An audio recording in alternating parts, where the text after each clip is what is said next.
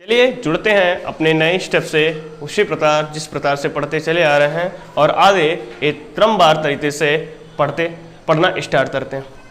तो जैसा कि आप सभी लोग जानते हैं कि इस समय एक आयातित महामारी कोरोना हमारे देश में आया है और हम उससे सब जूझ रहे हैं। हमारे देश में ही नहीं, पूरे विश्व में इस महामारी से लोग जूझ रहे हैं। लेकिन इस महामारी के चलते हमने देखा था हमारे शिक्षण संस्थान कंटिन्यू नहीं चल पाए, हमारे विद्यालय नहीं चल पाए, हमारे स्कूल्स नहीं चल पा रहे, हमारे इंस्टीट्यूट नहीं चल पा रहे। हमारी शिक्षा व्यवस्था में भी कहीं ना कहीं एक बहुत बड़ी कोरोना की ये दीवार खड़ी हो रही है। एक बहुत बड़ी महामारी आई और जिसने शिक्षा व्यवस्था को भी एक तरीके से बहुत झकझोरा है। लेकिन हम लोगों को घबराने की जरूरत नहीं है, क्योंकि कहा जाता है माना अंधेरा घना है, माना अंधेरा घना है पर दिया जलाना कहाँ मना है, पर दिया जलाना कहाँ मना है। तो मेरे साथियों, हम सब जानते हैं कि एक ऐसी बीमारी है जिसने हम सबको रोक दिया है इस जगह, लेकिन हम लोगों को रुकना नहीं है, हम लोगों को पढ़ना है और अपने नॉलेज को कंज्यूम करना है, पढ़ते रहना है। साथ ही साथ हम जानते हैं कि अभी 1-2 महीने कोई एग्जाम होने वाला नहीं है, लेकिन उसके साथ हम पढ़ते रहेंगे, हम अपने नॉलेज को स्टोर करते रहेंगे और आने वाले समय में उसका सदुपयोग करेंगे। क्योंकि इस समय से अच्छा पढ़ने का कोई समय नहीं हो सकता। पूरे दिन आप खाली रहते हैं, घर में रहते हैं, कोई ज्यादा शोरगुल नहीं, कोई ज्यादा प्रदूषण नहीं, तो इससे अच्छा बेहतर पढ़ने का समय हमारे समझ में नहीं हो सकता है। और इस टाइम हमें कोई भी निगेटिविटी नहीं पालनी है, इस टाइम सिर्फ पॉजिटिविटी पालनी है। क्योंकि हम जानते हैं अगर हमने 2 महीने भी सही से मेहनत कर ली तो चाहे वो सी-टेट हो, चाहे वो एस-टेट हो, चाहे वो यूपी-टेट हो, आने वाली कोई भी वैकेंसी हो उसे हम पार कर सकते हैं, उसे हम क्रॉस कर सकते हैं। तो हमेशा ये मानते चलिए वी कैन डू इट, हम ये कर सकते हैं, तभी हम उसे करेंगे। तो आइए जुड़िए हमारे साथ और हमारी पीछे थी पूरी हिंदी का जिम्मा मैंने पूरा करने का संकल्प ले लिया है। तो बस आपको क्या करना है, हमारी सारी वीडियो देखनी है और अगर मेरा प्रयास अच्छा लगता है तो मेरे चैनल को सब्सक्राइब करना है और शेयर करना है, ताकि आपके साथी, आपके मित्र, आपके सहयोगियों का भी मेरी हिंदी पढ़ाने से सहयोग हो सके और अपनी मातृभाषा को बढ़ावा मिल सके। क्योंकि मैंने देखा हाई स्कूल में किस प्रकार से, इंटरमीडिएट में किस प्रकार से यूपी बोर्ड में हिंदी की दुर्दशा हुई है, किस प्रकार से लोग हिंदी में फेल हुए हैं, जबकि हमारी मातृभाषा है। हम संकल्पित हैं, हमारी ये धारणा बन चुकी है कि हमें हिंदी को बढ़ाना है और हिंदी का बढ़ावा तभी हो सकता जब सभी साथी हमारे सहयोग देंगे और सभी साथी हिंदी में ज्यादा से ज्यादा प्रचार प्रसार करेंगे। तो हम लोगों का एक दायित्व बनता है मातृभाषा के नाते, और एक बेटे का कर्तव्य होता है कि वो अपनी मातृभाषा का बढ़ावा करे। तो मेरे साथियों, आप हिंदी का ज्यादा से ज्यादा अध्ययन करें, हिंदी से जुड़ें, हिंदी को पढ़ें, हिंदी का प्रचार प्रसार करें, ताकि हम लोगों का विकास हो सके। क्योंकि हम सब लोग जानते हैं कि हिंदी ही एक ऐसा विषय है जिसे हम सरलता से, सुगमता से, सहजता से कंठस्थ कर सकते हैं, याद कर सकते हैं, पढ़ सकते हैं, क्योंकि हमारी ये मातृभाषा है और हम जानते हैं कि मातृभाषा हमें बहुत जल्दी याद हो जाती है। तो आइए जुड़ते हैं। जैसा कि आप सब लोग जानते हैं, मैं बता चुका हूं कि हिंदी भाषा का किस प्रकार से विकास हुआ है, हिंदी भाषा की क्या शैली थी, क्या विशेषताएं थी, स्वर क्या होते हैं, व्याकरण क्या होती है, व्यंजन क्या होते हैं, व्यंजन का उच्चारण स्थान क्या है, स्वर का उच्चारण स्थान क्या है, ये सब का सब हम पीछे की वीडियो में बता चुका हूं। तो आइए चलिए हमारे साथ जुड़िए, आगे हम बताते हैं व्यंजनों को स्वर रहित करना। हमारा जो है व्यंजनों को स्वर रहित करना, स्वर रहित करना। हम जानते नहीं है कि व्यंजन कैसे स्वर रहित, क्योंकि हमने बताया आपको, जब हमने पढ़ाया था तो मैंने कहा था कि प्रत्येक व्यंजन में स्वर जुड़ा होता है। क्योंकि व्यंजन की परिभाषा ही क्या है, तो व्यंजन स्वतंत्र नहीं होते हैं, व्यंजन को हम किसी भी स्वर की सहायता से उच्चारित करते हैं। मतलब कहने का तात्पर्य क्या है, कहने का तात्पर्य यह है कि व्यंजन किसी न किसी स्वर की सहायता से बोला जाता है। तो हमारा टॉपिक है कि व्यंजन में जो स्वर जुड़ा होता है उसे किस प्रकार से स्वर रहित करते हैं। तो सबसे पहले तो हम आते हैं व्यंजन 3 प्रकार के, जो हमारे वर्ण होते हैं वो 3 प्रकार से लिखे जाते हैं। व्यंजन के जो वर्ण होते हैं वो कितने प्रकार से, 3 प्रकार से। तो नंबर 1 होता है खड़ी पाई वाले व्यंजन, खड़ी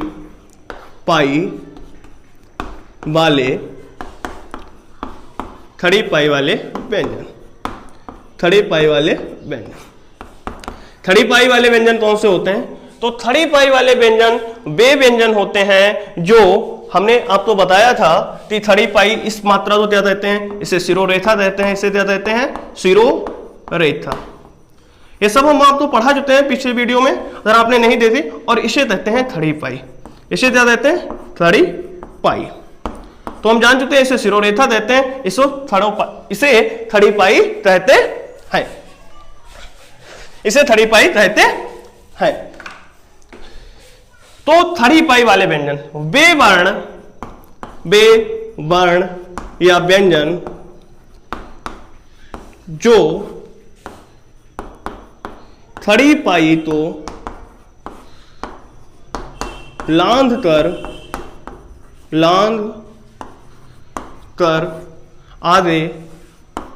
आगे नहीं जाते हैं, आगे नहीं जाते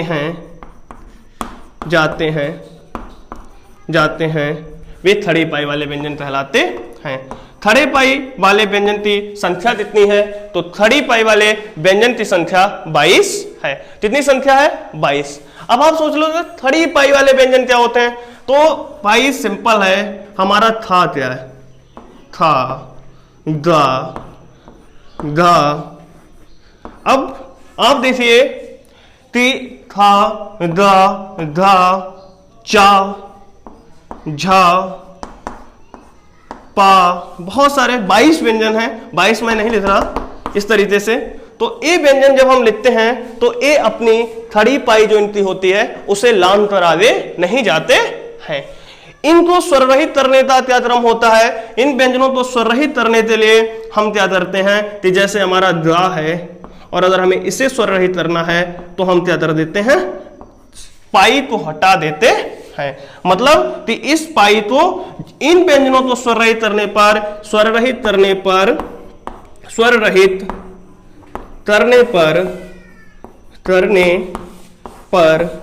थड़ी पाई को हटा देते हैं। थड़ी पाई को हटा देते हैं। क्या करते हैं? थड़ी पाई को हटा देते हैं। हम करते तो चले आ रहे हैं लेकिन आज तक हम ये नहीं जानते थे कि किस प्रकार से व्यंजनों को स्वर रहित किया जाता है। हम भाषा लिखना तो सीख गए, लेकिन भाषा, क्योंकि मैंने स्टार्टिंग में बताया था कि हिंदी वैज्ञानिक भाषा है। हिंदी एक वैज्ञानिक भाषा है तो इसका सुव्यवस्थित क्रमबद्ध तरीके से कहीं ना कहीं लिपिबद्ध किया गया है। देवनागरी लिपि बहुत ही सुव्यवस्थित लिपि है। हम जानते हैं हिंदी सुव्यवस्थित लिपि है, लेकिन हम लोगों ने पढ़ा नहीं है, हम लोगों ने रटा हुआ है, अनुकरण करते चले आए हैं। तो मैं आपको बताता हूं कि किस प्रकार से थड़ी पाई वाले व्यंजनों को स्वर रहित किया जाता है। तो जैसे ये हो गया, दा हो गया, तो दा हो गया ना। ना आप देख रहे हैं मैंने लिखा था व्यंजन तो थड़ी पाई तो लांघ कर आगे नहीं जाते हैं, तो आगे नहीं बढ़ते, ना आगे नहीं बढ़ रहा, ना इस प्रकार से आधा करते हैं और हम लिखते हैं जैसे हमने लिखा अन्न, अन्न। तो ये क्या हो गया हमारा?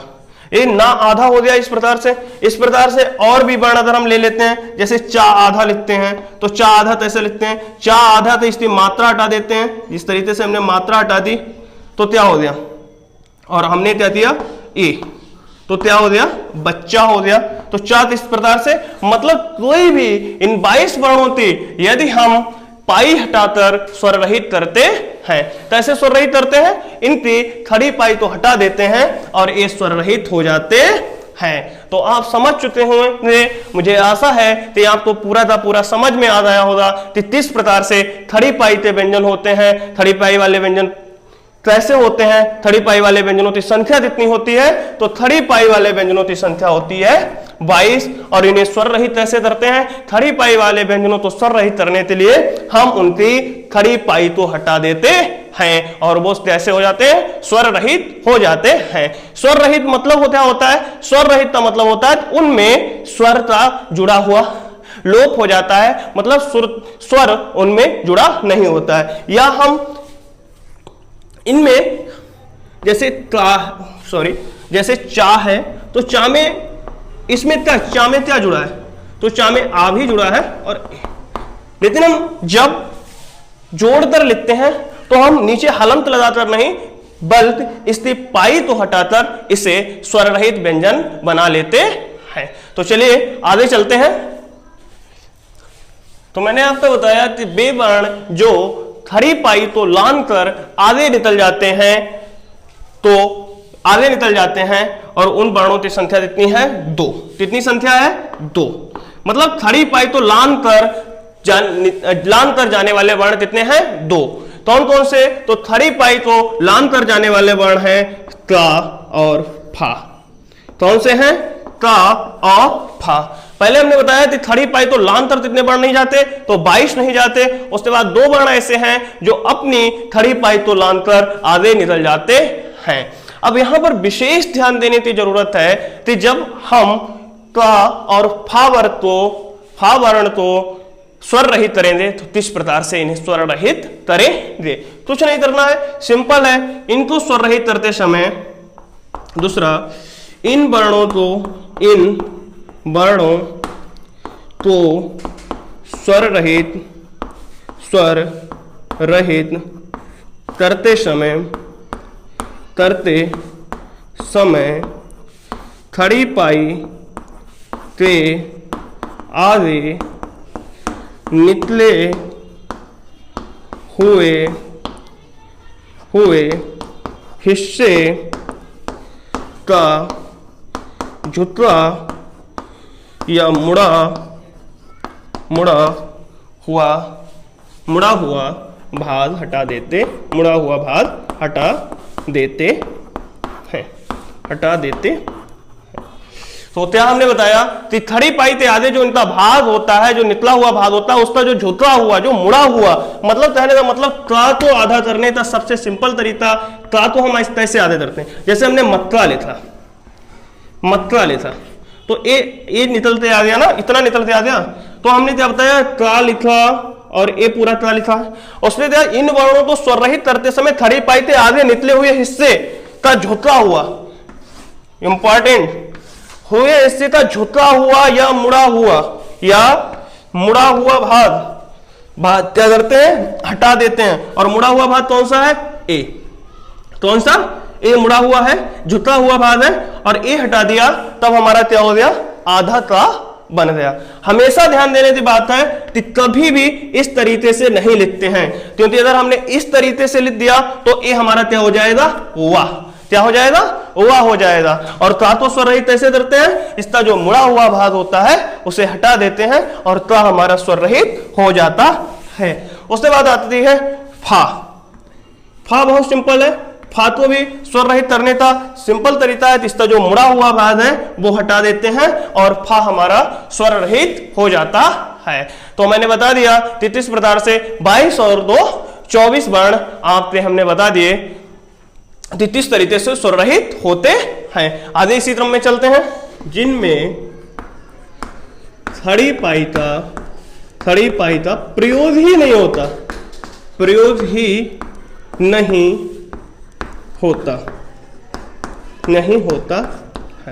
तो वे वर्ण कौन से होंगे? तो इन वर्णों की संख्या क्या है? 8 है। कितनी है? 8 है। कौन कौन से ये वर्ण है? तो अंगा, छा, टा, ठा, डा और ढा, और उसके बाद हमारा है दा, और उसके बाद हमारा है रा। तो इनमें क्या होता है? 1 2 3 4 5 6 7 8। ये वर्ण में क्या होता है? 3 में खड़ी पाई का प्रयोग नहीं होता है। और इनको स्वर रहित करने का सबसे सरल तरीका है कि इन वर्णों को स्वर रहित करने के लिए स्वर रहित करने के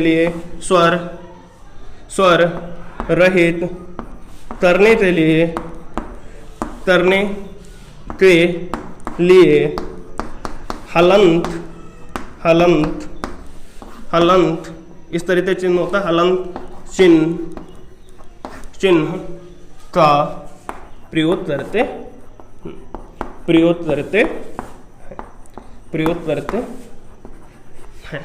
तो हम जान चुके हैं कितने होते हैं? 8 होते हैं। तो हमने बता दिया कि 8 वर्ण हमारे जैसे होते हैं, इनमें खड़ी पाई के वर्ण होते हैं, और वे वर्ण जिनमें प्रयोग नहीं होता, जिनमें किसका प्रयोग नहीं होता? खड़ी पाई का प्रयोग नहीं होता। खड़ी पाई का प्रयोग नहीं होता, थड़ी पाई का प्रयोग नहीं होता वो क्या कहलाते हैं, वो गोल वर्ण कहलाते हैं। क्या कहलाते हैं, गोल वर्ण कहलाते हैं। क्या कहलाते हैं, गोल वर्ण कहलाते हैं। क्योंकि हम देख रहे हैं, हमने देखा कि इनका जो नीचे का हिस्सा है वो तो ऐसा है, जैसे अंगा बनाते हैं तो मुड़ जाता है, जैसे हम टा बनाते हैं तो मुड़ जाता है, ढा बनाते हैं मुड़ जाता है, ढा बनाते हैं मुड़ जाता है, यदि हम हा बनाते हैं तो ए मुड़ जाता है, इस तरह से मुड़ जाता है। तो ये नीचे गोला आकृति में चले जाते हैं तो इन्हें हम गोल वर्ण भी कहते हैं। क्या कहते हैं, इनको हम गोल वर्ण भी कहते हैं। आगे हम आपको पढ़ाते हैं कि रा, रेफ वर्ण क्या होता है, रा के कितने टाइप होते हैं, तो जुड़े रहिए हमारे साथ। फिर आता है रा, इसे क्या कहते हैं, इसे कहते हैं रेफ वर्ण। क्या कहते हैं, रेफ वर्ण, रेफ वर्ण। रा, रा कितने प्रकार का होता है, तो रा 4 प्रकार से हम लिखते हैं। रा तो किस प्रकार से लिखते हैं, 4 प्रकार से लिखते हैं।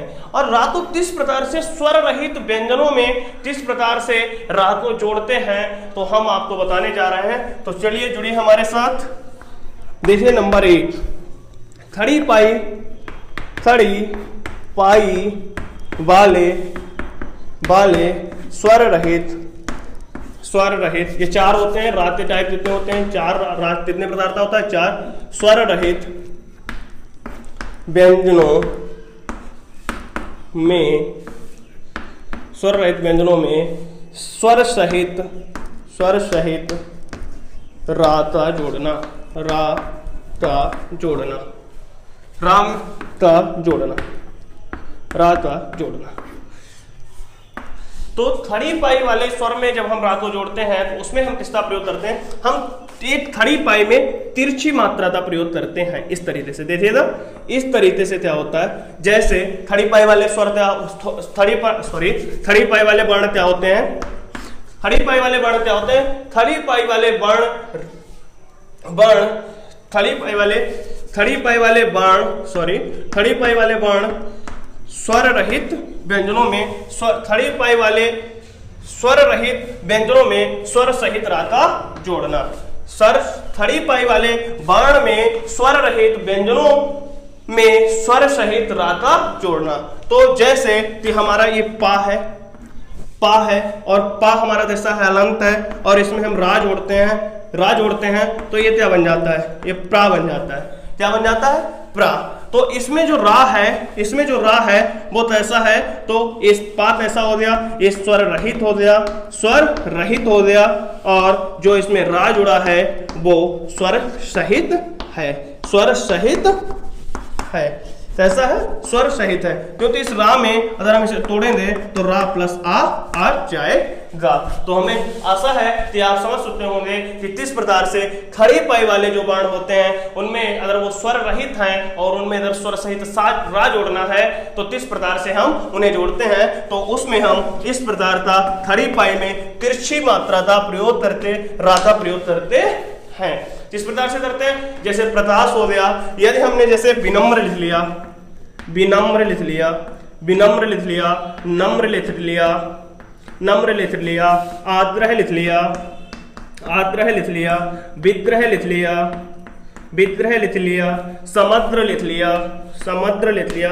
तो अगर खड़ी पाई वाला कोई भी व्यंजन है, अगर उसमें स्वर सहित रा जोड़ना है तो हम स्वर सहित रा में खड़ी पाई में तिरछी एक मात्रा लगा देते हैं और वो हमारा स्वर सहित रा का उच्चारण हो जाता है। तो चलिए आगे जुड़ते हैं इसी क्रम में आपके साथ। गोल वर्ण, गोल वर्ण में स्वर रहित, स्वर सहित क्या है, गोल वर्ण में स्वर सहित रा का जोड़ना, स्वर सहित रा का जोड़ना, स्वर सहित रा का जोड़ना। तो हमने अभी आपको पीछे बताया है कि गोल वर्ण कौन से होते हैं, तो टा है, टा है, ठा है, डा है, ढा है, और दा है, या रा है, या हमारा अंगा है। तो ये 8 वर्ण क्या है, तो ये 8 वर्ण हमारे गोल वर्ण हैं। तो गोल वर्ण में स्वर सहित रा को किस प्रकार से जोड़ते हैं, तो गोल वर्ण में स्वर रहित रा को जोड़ने पर हम इस तरीके से चिन्ह का प्रयोग करते हैं। गोल वर्ण में क्या होता है, इस तरीके से वो नीचे से मुड़े हुए होते हैं और इसमें हम इस तरीके से प्रयोग कर देते हैं। और ये जो रा जुड़ा होता है, तो ये जो रा जुड़ा होता है वो हमारा स्वर सहित रा होता है। कैसा होता है? स्वर सहित। अभी आप नहीं समझ पा रहे होंगे, बहुत सिंपल है, हम कोई व्याख्या नहीं लिखेंगे, कोई परिभाषा नहीं लिखेंगे, क्योंकि परिभाषा की कोई जरूरत नहीं होती है, हमें समझने की जरूरत होती है। एक त्रम, जैसे हम ट्रत लिखते हैं, ट्रत लिखते हैं, तो ट्रत में अगर हम निकालें तो टा, रा और आ, और रा में आ जुड़ा होता है, रा में आ क्या होता है? जुड़ा होता है। टा हमारा स्वर रहित होता है और रा हमारा स्वर सहित होता है। इस प्रकार से अगर हम ड्रम लिखते हैं तो ड्रम में भी हम नीचे रा लिखते देते हैं और ये ड्रम हो जाता है, ट्रक हो जाता है। तो दोल वर्ण में क्या होता है कि दोल वर्ण के नीचे इस तरीके से जैसे पाई का चिन्ह होता है, उसी तरीके से हम रा का चिन्ह लगा देते हैं और ये हमारा स्वर सहित रा हो जाता है। तो चलिए आगे बढ़ते हैं। जोड़ना, वर्णों में जोड़ना, वर्णों में जोड़ना। तो स्वर रहित रा को वर्णों में जोड़ने का सबसे अच्छा सिंपल है, जो हम देख रहे हैं वर्ण, वर्ण लिखा जाता है वर्ण। इसमें जो ये रा है, इसका जो चिन्ह होता है ये हमेशा शिरोरेखा के ऊपर लगता है। कहाँ लगता है? शिरोरेखा के ऊपर लगता है और इसे रेफ वर्ण कहते हैं, रेफ कहते हैं। क्या कहते हैं? इसे रेफ कहते हैं। क्या कहते हैं? रेफ कहते हैं। जैसे वर्ण हो गया, अर्थ हो गया, अर्थ हो गया, अनर्थ हो गया, पर्व हो गया, पर्व हो गया, या अधर्म हो गया, धर्म हो, धर्म हो गया। तो ये जो रा शिरोरेखा के ऊपर जो रा लगता है वो हमेशा स्वर रहित रा कहलाता है। तो जो शिरोरेखा के नीचे जो थड़ी पाई में लगता है वो स्वर सहित रा होता है। जो दोल वर्ण में रा लगता है, जिसको पाई की तरह जिसका चिन्ह होता है, पाई की तरह जिसका चिन्ह होता है वो कहलाता है, वो स्वर सहित रा कहलाता है। और जो शिरोरेखा के ऊपर रेफ से घुमा हुआ जो होता है, जो शिरोरेखा के ऊपर लगता है, वो हमारा स्वर रहित रा कहलाता है। तो हम देख चुके हैं, 3 हमने पढ़ा दिए हैं और चौथा रूप राग ए होता है। तो राग में चारों रूप मैंने आपको बता दिए हैं। फिर मैंने किस प्रकार से व्यंजनों को स्वर रहित करते हैं ये पढ़ा दिया, रा का रूप क्या होता है ये पढ़ा दिया। उसके बाद मोस्ट इंपॉर्टेंट टॉपिक जो यूपी टेट का सबसे पसंदीदा है, शब्दकोशी क्रम। हमेशा मैंने देखा है कि यूपी टेट में एक ना एक क्वेश्चन जरूर आता है, शब्दकोश से आता है। कि शब्दकोश के अनुसार क्षय या छत्री या त्रम या कर्म या क्षय किस प्रकार से होगा। और पहले कौन आया तो मैं आपको बताता हूं कि शब्दकोशी क्रम के अनुसार सबसे पहला वर्ण कौन सा होता है। तो जुड़िए हमारे साथ, और अगर हमारा प्रयास अच्छा लग रहा हो तो हमारे चैनल को सब्सक्राइब कीजिए। और अगर आपको लग रहा हो कि ये कहीं ना कहीं इंपॉर्टेंट है यूपी टेट के लिए, सी टेट के लिए, एस टेट के लिए, एस टेट के लिए और उत्तराखंड टेट के लिए, राजस्थान रीड के लिए, तो आप शेयर कीजिए, लोगों का भला कीजिए, ताकि हमारी मातृभाषा हिंदी का विकास हो सके। ये बहुत इंपॉर्टेंट है और इसको समझ लीजिएगा। शब्दकोश, शब्दकोश में किस प्रकार से वर्ण होते हैं तो मैं आपको लिखते बताता हूं। सबसे पहले क्या होता है, स्वर में होता है, सबसे पहले होता है अनुस्वार। सबसे पहले क्या होता है? अनुस्वार। उसके बाद होता है अनुनासिक, अनुनासिक। उसके बाद होता है विसर्ग, ए चिन्ह होता है। और उसके बाद आता है आ, फिर आता है दीर्घ आ, फिर आता है लघु ई, फिर आता है दीर्घ ई, फिर लघु ऊ, दीर्घ ऊ, और उसके बाद रीर, और उसके बाद आता है ए और ऐ और ओ और औ। तो यदि कोई वर्ण हमें अंग से स्टार्ट में जाता है तो सबसे पहले शब्दकोश में शब्दकोशी क्रम के अनुसार पहला वर्ण क्या होता है। हमारा क्वेश्चन पूछ लिया जाता है कि शब्दकोशी वर्ण के अनुसार पहला वर्ण कौन सा होता है, शब्दकोशी क्रम के अनुसार पहला वर्ण कौन सा होता है, तो वो हमारा होता है अनुस्वार आ। ये हमारा क्या होता है, शब्दकोशी क्रम के अनुसार प्रथम वर्ण क्या होता है, तो वो प्रथम वर्ण होता है हमारा अनुस्वार वाला आ।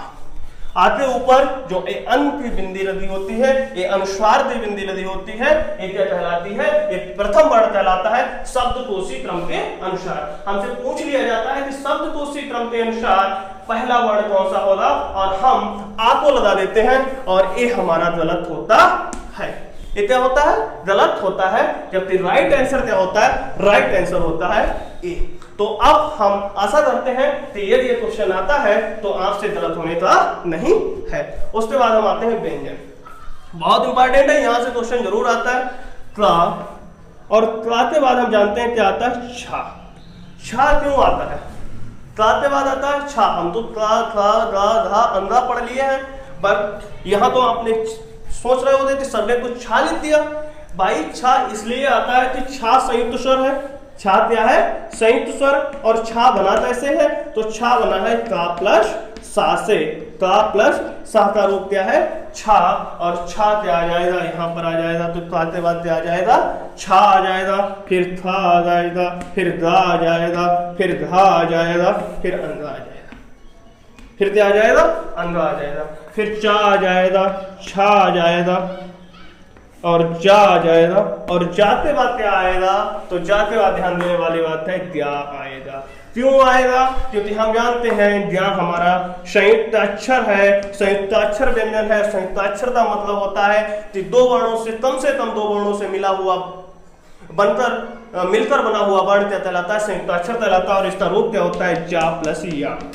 तो जाते बाद आएगा, सिंपल है, जो द्या हो गया, और उसके बाद चा छा जा, द्या हो गया जा, और उसके बाद छा आएगा, उसके बाद या आएगा, उसके बाद टा ठा डा ढा और अड़ा, टा ठा डा ढा अड़ा, उसके बाद ता था दा धा ना पा फा बा भा और मा, और उसके बाद क्या आएगा, सा।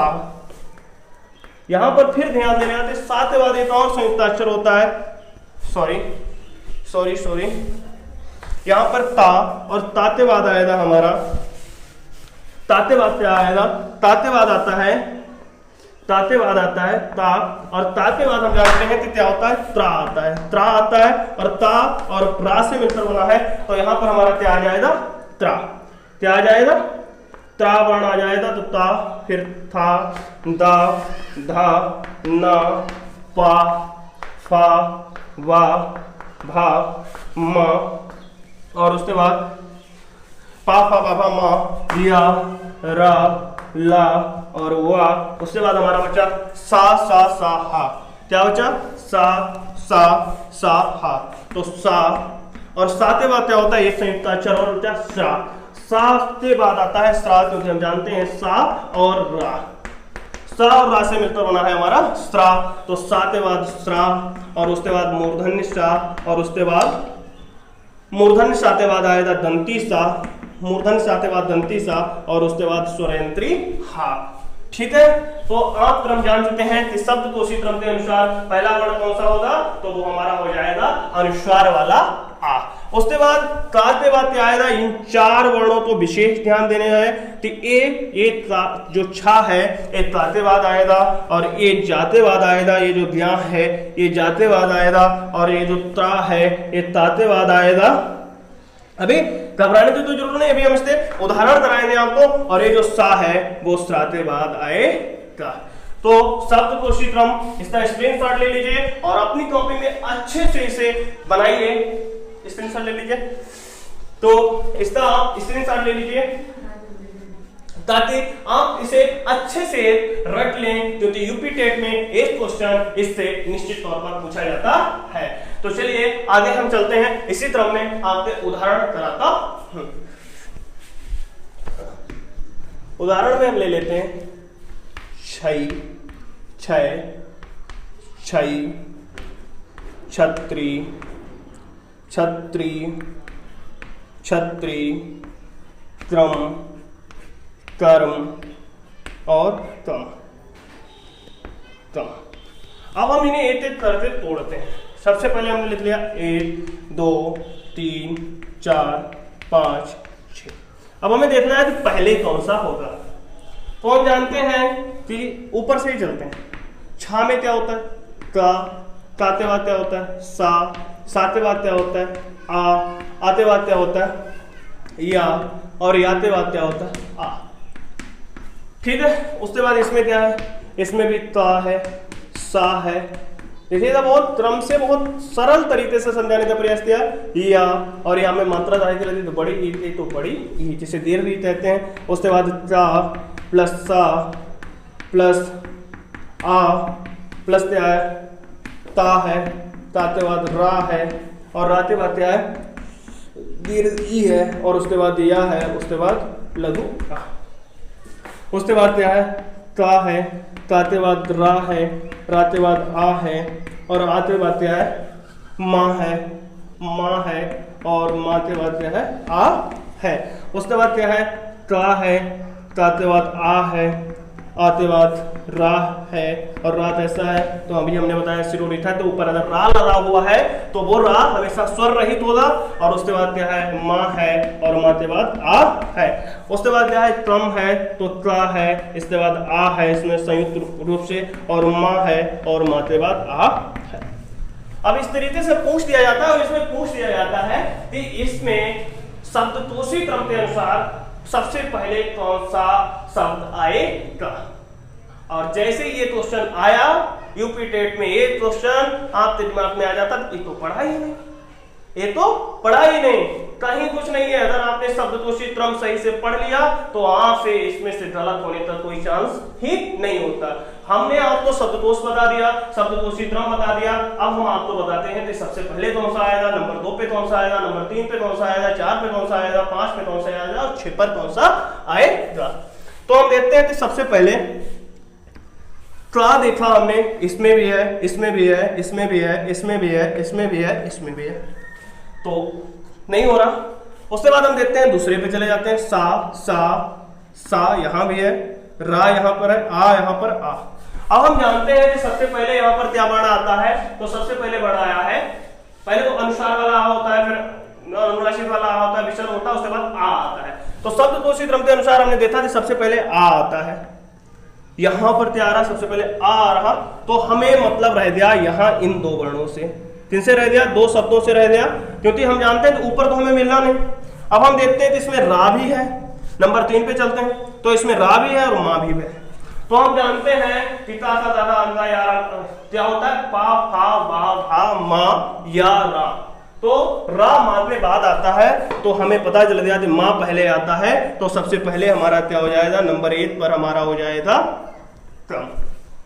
ये जो नंबर 6 वाला है ये नंबर 1 पर हो जाएगा। उसके बाद हम चलते हैं नंबर 2 पर, तो हम जानते हैं कि नंबर 2 पे आ और आ कहीं नहीं है इसमें, इसका मतलब नंबर 2 पे हमारा हो जाएगा ए। फिर हम देखते हैं नंबर 3, नंबर 3 पे यहां तक तो हमने देख लिया, यहां पर सा, और हम जानते हैं कि पहले से तो नहीं मिलना, तो हमारी फाइट कहाँ है, ये 4 में फाइट है, 4 में 3 पे तो फाइट सेम है।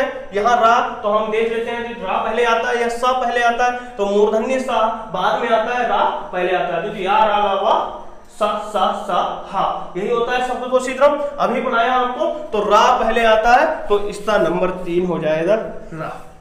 अब हमारी फाइट बची 3 में, किसमें बची, 3 में, तो हम देखते हैं कि इसमें भी ता है, इसमें भी सा है, इसमें भी आ है, तो 3 देख चुके फिर भी नहीं मिल रहा, फिर इसमें भी या है, इसमें भी या है, तो दो तो सेम हो गए, ता यहां ये मिल गया ता, तो इसका मतलब अब फाइट मेरी कहां है, इसमें और इसमें फाइट है, इसमें फाइट है।